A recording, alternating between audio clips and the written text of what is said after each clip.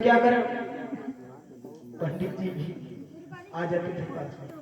और पत्नियां चाहे इतना खराब क्यों न हो, पति कुछ भी न करता हो, परंतु जब भोजन करेंगे तो ऐसा कहाँ हो सकता कि अपना भोजन कर ले और पति देवता को न करे।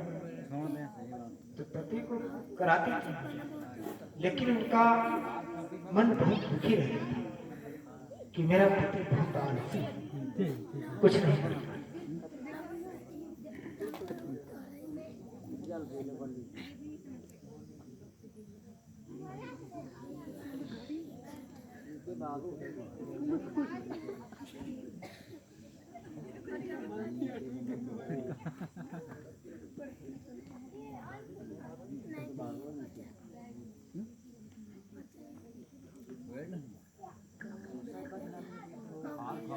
तो पंडित जी का जीवन दोनों पत्नियों के ऊपर ही निर्भर था।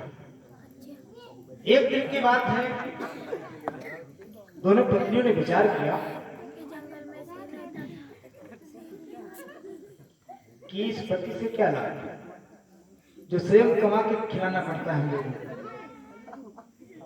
विचार किया कि चलो कहीं बाहर निकल चले, कहीं काम धंधा करेंगे, वहीं रहेंगे हम लोग और इस पति को यहीं छोड़। इस प्रकार से दोनों पत्नियां बात कर रही थी पंडित की। पंडित ने इस बात को सुन लिया। अब डेली सुनता है, ध्यान रखता है कि जब कुछ बातें करती है तो ध्यान से सुनता है पंडित आड़ से।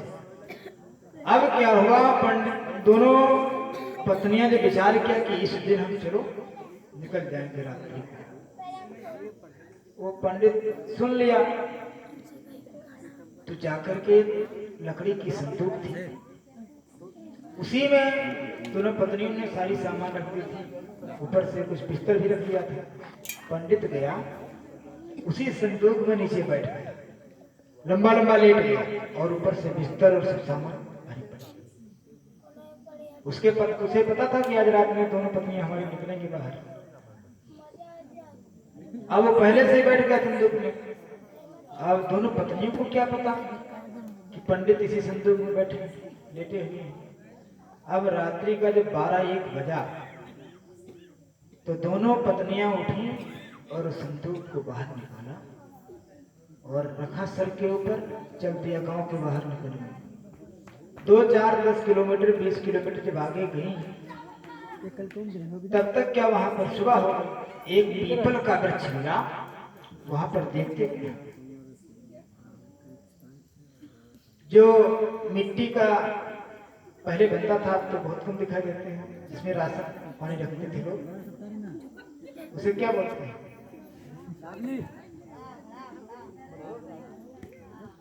तो अब तो स्टील में आता है, मिट्टी वाला काम खत्म हो गया। तो वहां उस पीपल के पेड़ के नीचे देखा कि वो राशन रखने वाला रखा हुआ। और फिर क्या देखते कि वहां पर बर्तन भी, कुकर कटोरी सब कुछ। और देखा कि एक पीपल की डाल से शिकार भी टंगा हुआ, उस पर कुछ बर्तन रखे हुए, कुछ भोजन रखा हुआ है। तो पंडित की पत्नियों ने विचार किया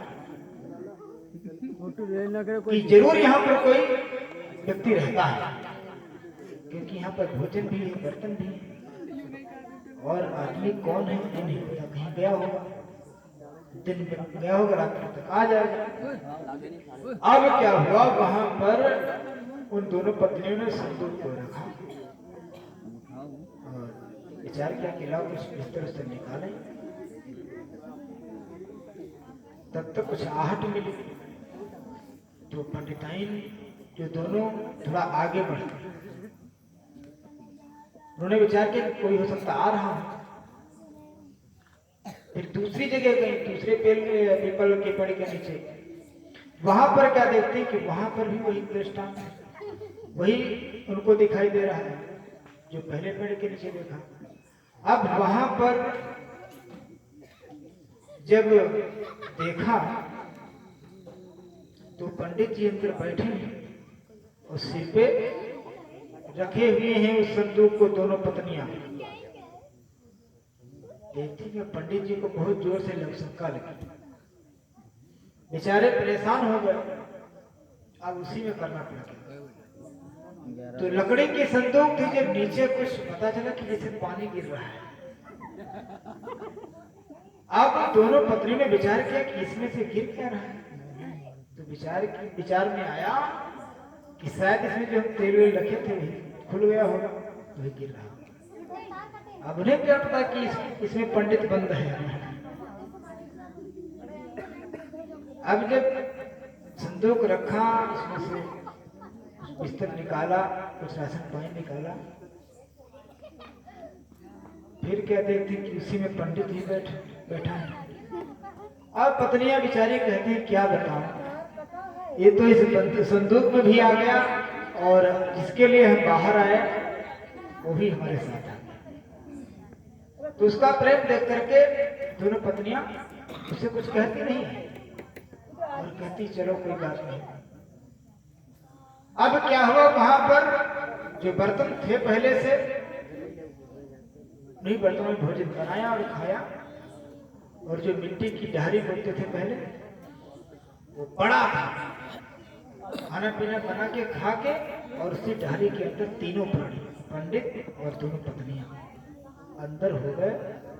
और तब तक रात्रि का समय हो गया। तब तक वो आदमी आ गया जिसका वो घर था, पीपल के नीचे जो रहता था, वो आया और देखता कि अरे यहाँ तो बर्तन भाड़ा सब इधर उधर बिखरा पड़ा है, कौन है। अब वो राक्षस था, मान लीजिए, जो वहां रहता था पीपल पे। और कौन रहता है, ब्रह्म का निवास होता है, या तो फिर कोई चंडाल रहता है। वहां पे एक चंडाल रहता था, वो जब आया तो घबरा गया। तो हमारे भक्त ध्यान देंगे, उस डहरे के अंदर तीनों पंडित और पत्नियां दोनों बंद है, और इधर वो घबरा गया बेचारा, देखता है कि हाँ हमारा सब बर्तन तो गिरा दिया, कौन आया है। अब उसमें से ही आवाज करते हैं। अब हो गया डर, और राक्षस भी डर गया।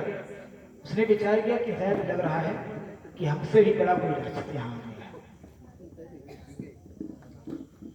पंडित अपनी पत्नियों से कहता है कि बोलना मत, नहीं तो फिर अनर्थ हो जाएगा, ये राक्षस तुमको मार देगा। और राक्षस इन तीनों से डर गया कि कोई हमसे महान आ गया है। इसी डर के कारण राक्षस चल देता है। तो वहां पर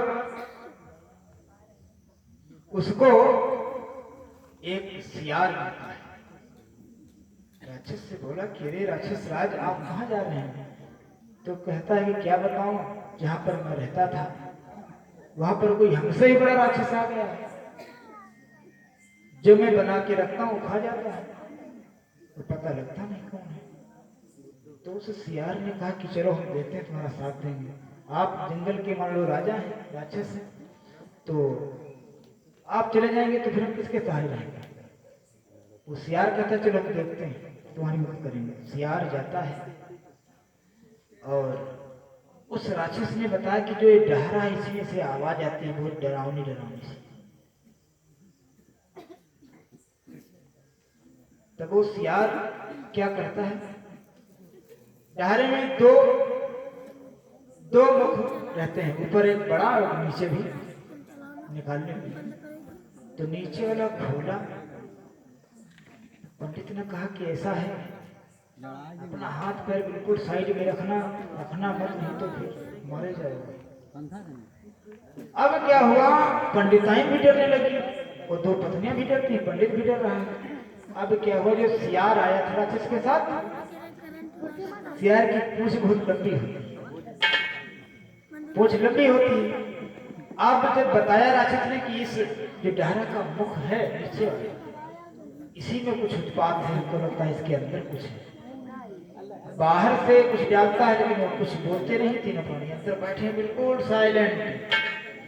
अब जब वो सियार अपनी पूंछ को उस छोटे वाले मुख के डिगर से डालता है अंदर और कहता है कि हम देखें भी, पता करते हैं है कौन सा राक्षस आया है। वो सियार काफी देर तक जो है अपनी पूंछ को उस डहरे के अंदर घुमाता है, काफी देर हो गया और पंडिताइन दोनों और वो पंडित डर रहे हैं, विचार करते हैं कि ये चला जाए ऐसे हिला हिला के कुछ तो ठीक है। पंडित जब वो गया नहीं, काफी देर हो गया, तो पंडित ने कहा दोनों पत्नियों से कि सुनो, मेरा कहना मानो, ऐसे जाने वाला नहीं है, और इसकी पूंछ को पकड़ लो खूब अच्छे से। अब जो है पंडित की बात मान करके दोनों पत्नियां और पंडित तीनों मिलकर के उस सियार की पूंछ को पकड़ लिया, खूब जकड़ जब कस के पकड़ लिया तो अब सियार बेचारा घबरा गया, डर गया, बहुत डर गया। अब जब राक्षस ने देखा कि अब सियार को कुछ कष्ट हो रहा, वो कहता कि क्या बात है, कुछ पता चला अंदर है कोई? तो कहता हाँ, अंदर तो लग रहा है कुछ, लेकिन क्लियर नहीं हो पा रहा है। तब वो सियार बार बार प्रयास करता, खूब ताकत लगा रहा है कि छोड़, और तीन दिन पकड़े तो सियार कैसे छोड़ा पाएगा। राक्षस ने फिर कहा कि अरे भाई बहुत टाइम लगा दिया तुमने। तो कहता अरे घबराओ मत, पूरा देखेंगे, बार बार झंझट थोड़ी रखेंगे, एक ही बार में पूरी जानकारी कर लेते हैं। अब अगर सियार कहते कि अंदर से कोई हमको पकड़ लिया है तो राक्षस भाग जाएगा। तो सियार कहता है कि हम पूरी जानकारी कर लेंगे तभी हम अपनी पूंछ निकालेंगे। अब काफी समय हो गया, सियार अपनी तरफ जोर लगा रहा है और तीनों प्राणी कस के पकड़े ही लगे। जब काफी देर हो गया, वो अपनी ताकत लगाता है, खींच रहा है और उधर पकड़े हैं। क्या समय आया ऐसा कि उस सियार की पूंछे उखड़ गई, पूंछ उखड़ गई। तब क्या हुआ, बेचारा वो सियार और वो राक्षस दोनों इतना तेजी से भागे और कहने लगे कि अब इस जंगल को ही छोड़। वहां पर जब दोनों राक्षस और सियार भागा जा रहा है तो एक भेड़ा मिलता है और कहने लगा कि बताओ कहां भागे जा रहे हो। तो उसने पहले राक्षस ने कहा था कि यहाँ सब चोर हैं, हमारा भोजन खा जाते हैं। अब सियार कहता है कि यहाँ तो सब चोर नहीं है, सब पूंछ उखाड़ आ गए हैं, हमारी पूंछे उखड़ गई है, अब क्या करेंगे। तो भेड़ा ने कहा कि चलो हम देखते हैं कौन आया है, ऐसा कौन सा पूंछ उखाड़ है। तो उधर भेड़ा के कहने से वो राक्षस और वो सियार वापस हुआ और इधर पंडित जो है युक्ति लगा रहा है, अपनी पत्नियों से कहा कि सुनो ऐसे मत बैठो, कोई युक्ति करो। राक्षस भेड़िए को उसको सियार को लेकर आया और अब सियार भी किसी को लेकर आएगा, ऐसा मत समझना कि डर गया है। और पंडित इधर युक्ति करते हैं, निकलते हैं तीनों प्राणी बाहर और पंडित जो है पंडिताइन की साड़ी को लेकर चढ़ गए पेड़ पे। अब पत्नियां चढ़ नहीं पाती थी, साड़ी को लटका दिया नीचे और खींच लिया। अब क्या होता है, उसी जहां पर उस डहरे का मुख था छोटा वाला नीचे का, उसी के बिल्कुल सीधे सीधे ऊपर डाली पर चढ़ गए पंडित और पंडिताइनों अपनी पत्नियों को भी चढ़ा लिया। अब विचार करते हैं पंडित जी कि अब हम जो इशारा करेंगे वही करना। तब तक वो राक्षस और सियार भेड़ा के कहने पर आ गए थे। भेड़ा पूछता बताओ कहां पर कौन है पूछो। बोला इस जो गहरे का मुख है इसी में सब माया है। अब भेड़ा जो है अपना मुख पूरा डाल देता है उसमें। अब क्या हुआ, काफी देर तक डाले रहा, अब उसका मुख उसमें फंस गया, चला तो गया लेकिन अब वापस निकल नहीं रहा। जो गति सियार की हुई वही इसकी भी हो गई। सियार की पूंछ को पकड़ लिया था, बाहर नहीं खींच पा रहा था और भेड़ा का मुख जो है स्वयं फंस गया, गर्दन फंस गई। अब क्या करें। अब ऊपर पंडित अपने पंडिताइनों को जो है संकेत करता है कि बिल्कुल तैनात रहना, जैसे हम कहेंगे वैसे प्रहार कर दें। हाथ में अस्त्र लेकर पत्नियां खड़ी हुई हैं और भेड़ा का गर्दन जब उसमें फंस जाती है, परेशान। दोनों सियार और राक्षस कहता है कि भाई बताओ कितना समय लगाओगे। तो भेड़ा भी कहता है कि ऐसा है, पूरी जानकारी हम कर लेंगे तभी निकालेंगे। ये नहीं कहता कि हम फंस गए, अगर कहते फंस गए तो दोनों फरार हो जाएंगे। तो इसलिए अब पंडित ने पंडितानों से कहा कि ऐसा है, सुनो चलाओ अपना काम, हथियार चला दो। अब ऊपर से भेड़ा की गर्दन पे सीधो सीध ऊपर से छोड़ दिया 5 किलो का लोहा। अब भेड़ा की गर्दन पे जब लोहा गिरता है तो उसकी गर्दन जो है बिल्कुल लुप्त हो जाती है और झटके से उसका मुख उसमें से निकल जाता है। किसी तरह अपना सर हिलाते हिलाते वहां से भेड़ा और सियार और वो दानव भाग जाते। तो इस प्रकार से प्रयास किया, प्रयास फेल होता। तो इस प्रकार से जो प्राणी उस पंडित जैसे हैं तो उन्हें धिक्कार है। अपना कर्म करो, दूसरे के भोजन पर अपना खाना निर्भर मत करो। स्वयं कमाओ और स्वयं खाओ, स्वयं कमाओ और दूसरे को खिलाओ, तब तो ठीक है। ये नहीं दूसरा कमाए तुम खाओ, ये शोभा नहीं देता। तो इस प्रकार से बहुत सारे दृष्टांत हैं। बोले श्री मां के बिहारी लाल की। अब एक बार जयकारा लगाएंगे, फिर यह सोहर सुनेंगे हमारे ढोलक वाले से। बोले जय श्री राम, राधे राधे। ज्यादा शोरगुल मत करना, नहीं तो राक्षस की सता जाएगा। बोले जय श्री राम, तक जय श्री राम, राधे राधे।